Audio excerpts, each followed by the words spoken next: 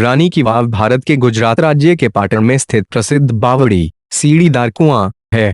इस चित्र को जुलाई 2018 में आरबीआई भारतीय रिजर्व बैंक द्वारा 100 के नोट पर चित्रित किया गया है तथा 22 जून 2014 को इसे यूनेस्को के विश्व विरासत स्थल में सम्मिलित किया गया। पाटण को पहले अनहिलपुर के नाम से जाना जाता था, जो गुजरात की पूर्व राजधानी थी।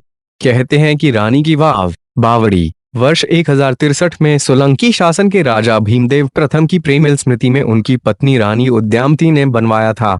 रानी उद्यमती जूनागढ़ के चूड़ासमा शासक खेंगार की पुत्री थीं। सोलंकी राजवंश के संस्थापक मूल राज थे। सीढ़ी युक्त बावड़ी में कभी सरस्वती नदी के जल के कारण गाद भर गया था।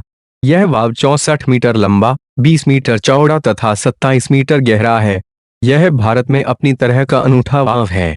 वाव के खंभे सोलंकी वंश और उनके वास्तुकला के चमत्कार के समय में लिए जाते हैं।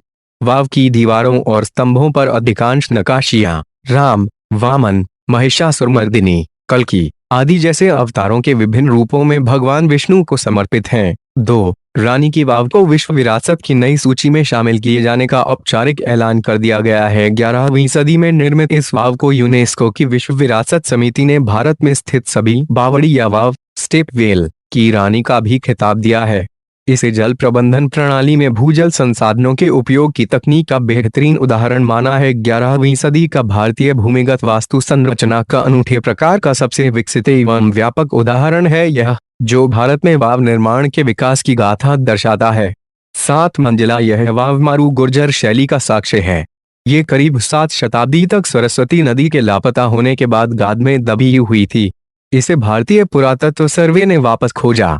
भारतीय पुरातत्व सर्वेक्षण (SI) ने सायार्क और स्कॉटिश टेन के सहयोग से वाव के दस्तावेजों का डिजिटलाइजेशन भी कर लिया है।